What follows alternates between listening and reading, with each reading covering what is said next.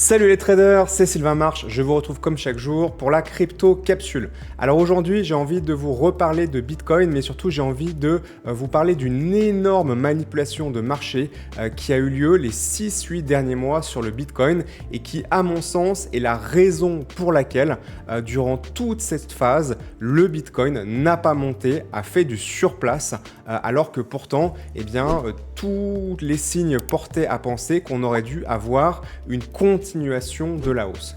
Je pense que cette hausse a été contenue et a été contrôlée de manière secrète pour permettre à certains grands acteurs de marché, grands fonds d'investissement, de pouvoir accumuler et se positionner sans impacter le prix.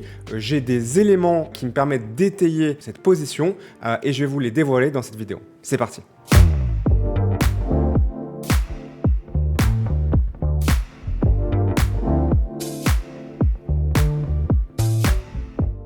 Alors ce que je vous propose, c'est qu'on fasse un certain nombre de constats, d'observations, de faits dans cette vidéo qui vont m'amener jusqu'à la conclusion finale. Pour commencer, regardons un petit peu naïvement l'évolution de prix de Bitcoin les 6-8 derniers mois, donc depuis mars où on avait atteint un prix maximum de quasiment 74 000 $ sur le Bitcoin et qu'on n'a pas redépassé depuis, donc on a travaillé sous ce niveau avec une espèce de range assez meurtrier qui a fait des débordements baissiers qui ont liquidé à mon avis pas mal de monde et fait perdre de l'argent à pas mal de monde.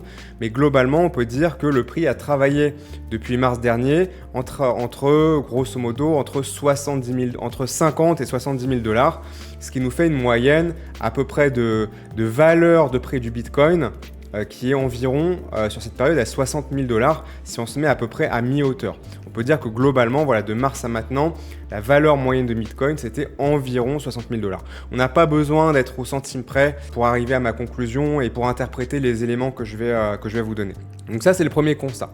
Le deuxième constat qu'on peut faire, c'est que nous avons eu fin avril, me semble-t-il, je crois que là, je l'avais passé au 20 avril, je ne sais pas si ma date est exacte, c'était fin avril, début mai, enfin dans ces eaux-là, le halving Bitcoin, comme nous avons tous les 4 ans, qui voit les récompenses qui sont accordées aux mineurs, divisées par 2, et donc on est passé de 6 Bitcoin, à peu près 6 Bitcoin par bloc à 3 Bitcoin par bloc, et ça représente, en termes d'émissions journalière, on est passé de 900 bitcoins par jour, nouveaux bitcoins émis, donc d'inflation fraîche, à 450.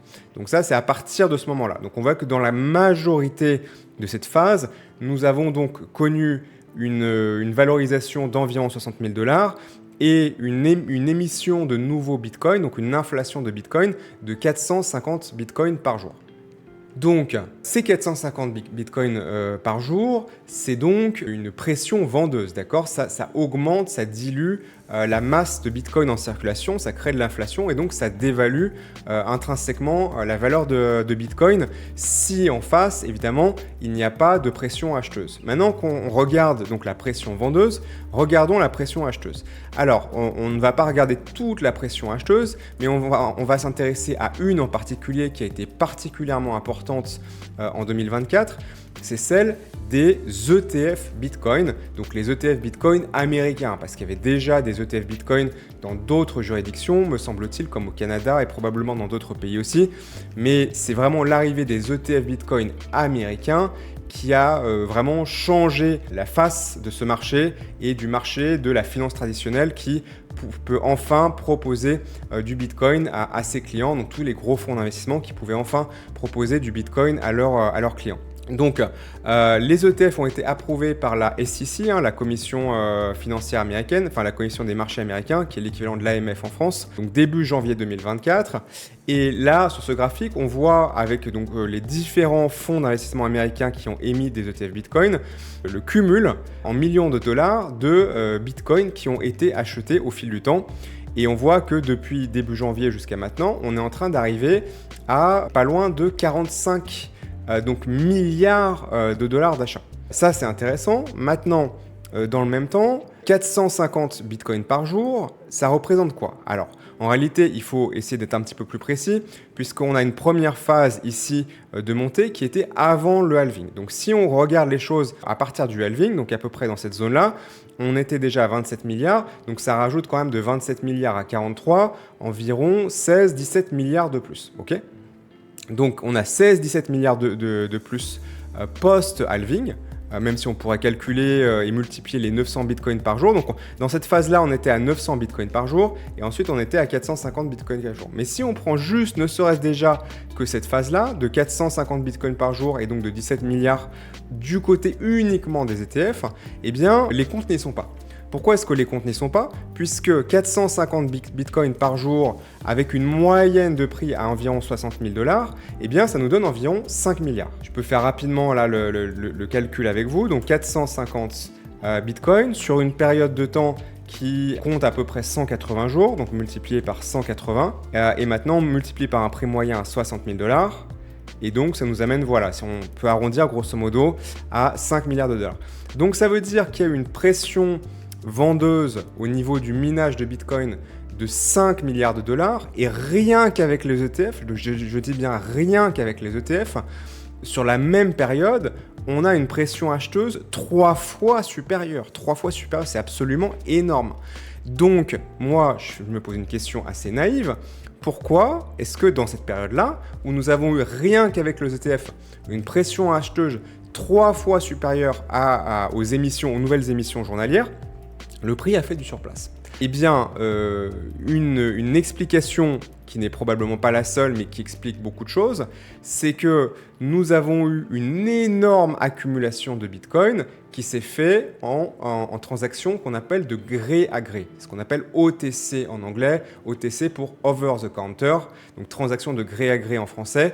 Qu'est-ce que c'est qu'une transaction de gré à gré? C'est quand on s'achète et on se vend entre individus, entre entités, sans passer par un marché, sans passer par un carnet d'ordre en fait, sans passer par une bourse. Donc ça veut dire qu'on fait le deal entre nous. C'est légal, hein, c'est pas une espèce de grande conspiration malfaisante. Hein. On a le droit de faire ça. J'ai le droit, moi, de vendre mes bitcoins à n'importe qui, et on n'est pas obligé de passer par le carnet d'ordre d'un exchange. On peut se le faire entre nous et on peut fixer le prix qu'on veut. Hein. Ça, c'est la liberté. C'est la liberté que permet ce type d'actif. Donc, beaucoup d'entités peuvent passer par ce moyen, et quel est l'intérêt de ce moyen, particulièrement pour les gros acteurs? Pour vous et moi, ça n'a pas vraiment d'intérêt, ça n'a pas vraiment de sens, d'accord? On peut aller sur Binance, on peut aller sur n'importe quel exchange, passer nos sortes d'achat ou vente, même si c'est pour plusieurs millions, c'est pas sur Bitcoin, ça va pas vraiment poser de problème. Par contre, pour des entités qui veulent pas acheter des millions, mais des milliards, voire des dizaines de milliards, eh bien là, ça devient un problème, parce que acheter directement dans le carnet d'ordre, eh bien, ça signifie avoir un impact sur le prix, un impact haussier sur le prix énorme, et donc ça revient pour eux à acheter plus cher et trop cher le Bitcoin. Donc là, les choses commencent à être intéressantes si vous suivez mon raisonnement. Nous avons un prix qui a fait du surplace, nous avons des ETF avec donc tous ces gros fonds d'investissement américains qui doivent acheter pour des dizaines de milliards de dollars de Bitcoin pour leurs clients qui n'ont cessé de monter depuis l'introduction des ETF. Nous avons une émission quotidienne qui est passée à seulement 450 Bitcoins par jour depuis fin avril, et qui est bien inférieure à la demande, sachant que la demande mondiale, ce n'est pas uniquement les ETF américains. Donc là, on commence à se dire, bah oui, ça a du sens que peut-être là, dans cette zone-là, il y a eu énormément de deals qui se sont faits en gré à gré, et qui sont intéressés les plus pour faire des deals gré à gré, c'est les gros fonds d'investissement. Et qui sont les gros fonds d'investissement? Eh bien, je vous le donne en mille, ceux qui ont dû acheter beaucoup de Bitcoin durant cette période, et notamment et surtout les gros fonds d'investissement américains qui ont émis des ETF Bitcoin. Maintenant, ça ne reste évidemment qu'une théorie, mais évidemment une théorie qui fait sens. Je vais vous donner un dernier élément qui pour moi est un petit peu le clou du spectacle, d'accord? C'est l'évolution des réserves de Bitcoin sur les exchanges au fil du temps, et notamment depuis début 2022. Donc nous avons en blanc l'évolution du prix du Bitcoin sur la période, et en violet la quantité de bitcoins qui sont détenus par les exchanges. Donc on voit qu'on était à 3,3 millions en janvier 2022. Ça a stabilisé. On a eu une grosse baisse ici à la fin 2022. C'était la fin du bear market où voilà, il y avait eu des mouvements de panique et de retrait avec la faillite de FTX, etc.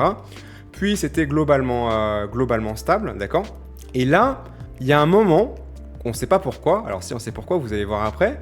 Étonnamment, pourquoi à ce moment-là, d'un coup, ça se met à s'effondrer de manière complètement régulière.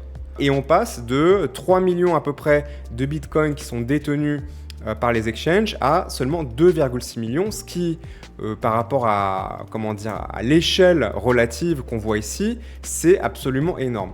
Donc non seulement il y a un point d'inflexion qui est très clair ici, une descente qui est très abrupte, et attendez, je vais un petit peu ajuster mon écran parce que là vous n'allez pas le voir comme ça. Voilà, une descente qui est très abrupte ici et extrêmement régulière.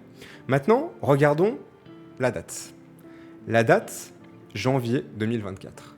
Comme par hasard, les ETF ont été approuvés en janvier 2024. Est-ce que vous voyez la corrélation maintenant entre cette courbe-là, depuis début janvier 2024, donc des dizaines de milliards de dollars de Bitcoin qui sont achetés par les fonds d'investissement, et cette courbe qui exactement, je dis bien exactement au même moment, au jour près ou quasiment, se met à s'effondrer. Ça veut dire que les ETF Bitcoin, les fonds ETF Bitcoin sont en train de gober tous les exchanges, tous les Bitcoins qui sont disponibles à la vente sur les exchanges, tout simplement parce que les émissions fraîches qui sont faites par les mineurs, donc les mineurs qui minent une moyenne de 450 bitcoins par jour. Évidemment, qu'est-ce qu'ils font de ces bitcoins? Ils les vendent, alors ils ne les vendent pas tous, mais ils en vendent une partie. Il y en a qui gardent aussi, donc en réalité, la pression vendeuse, c'est même pas 450, c'est 450 moins ce que gardent les mineurs pour eux. D'accord? Donc en réalité, c'est même moins que 450. Eh bien, c'est 450 moins ce que les mineurs gardent pour eux. C'est évidemment insuffisant pour venir nourrir la voracité acheteuse de tous ces fonds d'investissement américains. Donc qu'est-ce qui se passe? Eh bien, ils prennent des bitcoins sur les exchanges. Et pourquoi est-ce que le prix ne bouge pas? Regardez, à part la première jambe haussière ici, si on élimine cette jambe haussière, les bitcoins ne font que baisser et pourtant le prix est stable. Pourquoi? Parce que les fonds d'investissement américains achètent en réalité des bitcoins aux exchanges, mais ils ne les achètent pas en appuyant buy, comme vous et moi, dans le petit terminal de trading de Binance, Kraken, Bitfinex et compagnie, parce qu'à chaque fois qu'ils appuieraient pour 1 milliard, ça ferait passer de Bitcoin de 5 000 $ à chaque fois, quoi. 60, 65 000, 75 000, ça irait beaucoup trop vite. Ils perdraient d'argent, ils n'arriveraient pas à acheter le Bitcoin à un prix, entre guillemets, raisonnable, d'accord? Donc, ils les achètent. Ils en achètent des quantités démentielles. Ils en achètent tellement que les émissions journalières nouvelles faites par les mineurs ne suffisent pas. Et donc, ils sont en train de vider les caisses des exchanges. D'accord? Et ils sont en train de les vider en faisant des deals de gré à gré. Et c'est pour ça que, à mon sens, ce n'est que mon opinion sur le sujet, le prix n'a pas bougé dans cette période alors que les ETF ont gobé pour quasiment 50 milliards de dollars alors qu'on n'a eu que 5 milliards sur la même période de nouveaux bitcoins émis et que exactement encore une fois sur la même période, eh bien on a un effondrement de la quantité de bitcoin tout simplement dans l'offre, l'offre disponible est en train de s'effondrer. Comment ça va se finir ça? Ça va se finir le moment où les mineurs vendent déjà tout ce qu'ils peuvent et ils ne peuvent pas vendre plus. Et il n'y aura pas plus que 450 nouveaux bitcoins par jour. Et dans 4 ans, il n'y en aura plus que 225, donc ça va être encore divisé par 2 et ça va continuer comme ça. Ça va se finir que les exchanges, ils vont finir par dire désolé les gars, mais là, moi, j'ai plus de bitcoin à vous vendre en TC parce que sinon, je ne peux plus servir ma clientèle. Qu'est-ce qui va se passer? Il va se passer qu'ils vont être obligés d'acheter les bitcoins sur les marchés. Et quand ça va se passer, le prix du bitcoin va complètement exploser et partir dans la stratosphère. Et je pense qu'on n'est pas prêt pour ce qui va se passer, quoi. C'est complètement... On a un choc d'offres et de demandes qui est en train de montée en pression là dans la cocotte minutes qui est absolument hallucinant, quoi. Donc évidemment le futur n'est jamais certain, je ne peux rien vous garantir, ça ne reste que mon interprétation, mon opinion, mais je pense que ça valait quand même le coup que je vous la partage aujourd'hui parce qu'on a quand même pas mal de choses entre le prix, le halving, les achats d'ETF, l'évolution de la quantité d'offres de Bitcoin disponibles sur le marché public. Tout ça semble quand même bien s'emboîter avec des timings qui sont étonnamment bien alignés, quoi. Voilà. Donc à un moment donné, ça va devoir s'arrêter. La probabilité quand même majoritaire, c'est que ça s'arrête avec une conclusion qui est que le Bitcoin va commencer à se négocier de plus en plus cher. Eux, au niveau des BlackRock et compagnie, ils sont très contents. Ils auront réussi à accumuler tous les ETF tous les Bitcoins qu'ils avaient à vendre sans que le prix monte. Une fois que c'est fait, si le prix explose à 300 000 $, ils sont super contents. Ils disent, ouais, moi, on est bien, on a rempli les caisses.